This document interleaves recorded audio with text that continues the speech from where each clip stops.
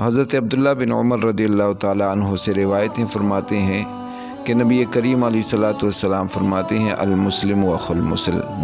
المسلم، مسلمان مسلمان کا بھائی ہے۔ اور ایک روایت میں آتا ہے کہ المسلم کالبنیان، مسلمان مثل ایک عمارت کے ہے، یشد بعضہ بعضا، کہ وہ بعض کو مضبوط کرتا ہے، کہ جس طرح ایک اینٹ دوسری اینٹ کو مضبوط کرتی ہے اور پوری دیوار مضبوط ہوتی ہے، پھر اس طرح پوری عمارت مضبوط ہو جاتی ہے، تو اس طرح ایک مسلمان دوسرے مسلمان کو اس طرح مضبوط کرتا ہے۔ اور ایک روایت میں ہے کہ مسلمان جسد واحد کی طرح ہے، کہ اگر جسم میں کسی ایک عضو کو تکلیف ہو تو پورا جسم بے قرار رہتا ہے۔ تو دنیا میں کہیں پر بھی مسلمان پر ظلم ہو تو پوری دنیا کے مسلمان اس کے لیے بے قرار و بے چین ہو جاتے ہیں۔ لیکن آج کل ہمیں افسوس سے کہنا پڑتا ہے کہ ہمارے مسلمانوں پر ظلم ہو رہے ہیں، ان کو تنگ کیا جا رہا ہے، ان کو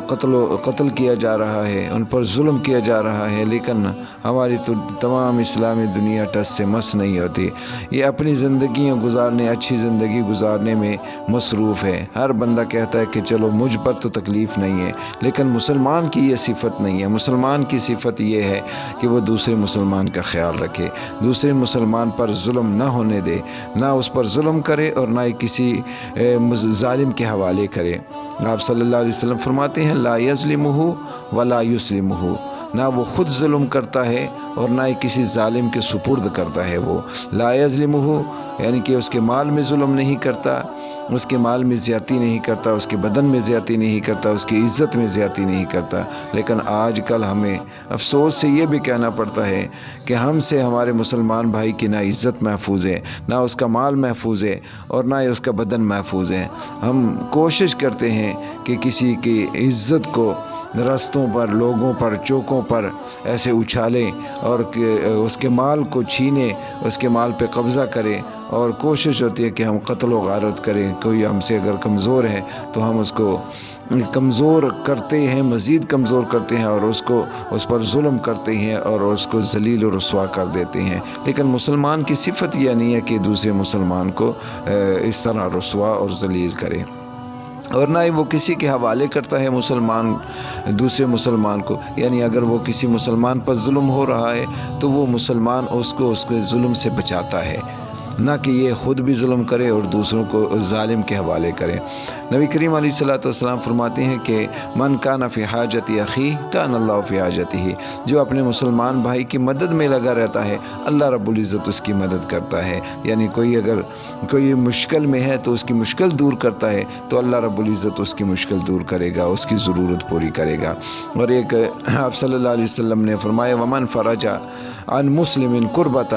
کہ جس نے کسی مسلمان کے ایک مشکل حل کی، دنیا کی مشکل، فرج اللہ عنہ بہا قربۃ من قرب یوم القیامہ، اللہ رب العزت اس کے آخرت کی مشکلات آسان فرما دے گا اور اسے دور کر دے گا۔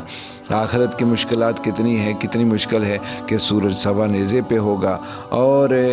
زمین تانبے کی ہوگی، اور اس وقت سوالات کیے جائیں گے، ہر بندہ پریشان ہوگا اور ہر بندہ اپنے گناہوں کے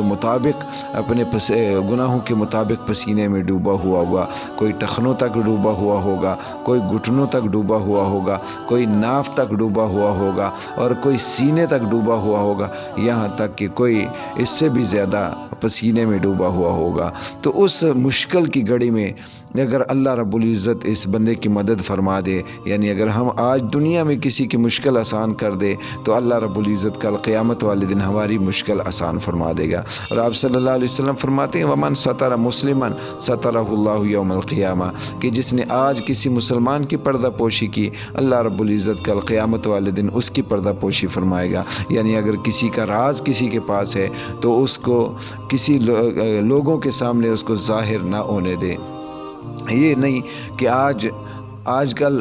کئی لوگوں کی ایسی کوشش ہوتی ہے کہ اگر کسی کا راز اس کے پاس اس کو آ جائے یا اس کو کسی کے راز کا پتہ چل جائے تو وہ کوشش کرتا ہے کہ اس کو گلی کوچوں میں لوگوں کے سامنے اس کو ظاہر کرے، لیکن مسلمان کے یہ عادات اور مسلمان کے یہ صفت میں سے نہیں ہے کہ دوسرے مسلمان کے وہ عیب کو ظاہر کرے اور اس کی اس کے عیب کو ظاہر کرے لوگوں کے سامنے، بلکہ مسلمان کو چاہیے کہ وہ دوسرے مسلمان کے عیب کو چھپائے، تاکہ قیامت والے دن اللہ رب العزت ہمارے عیبوں پر بھی پردہ ڈالے گا۔ تو اللہ رب العزت کی بارگاہ میں دعا ہے کہ اللہ رب العزت ہمیں قرآن و حدیث کے مطابق زندگی گزارنے کی توفیق عطا فرمائے اور ہمیں آپس میں مسلمانوں سے پیار اور محبت کے ساتھ زندگی گزارنے کی توفیق عطا فرمائے، آمین۔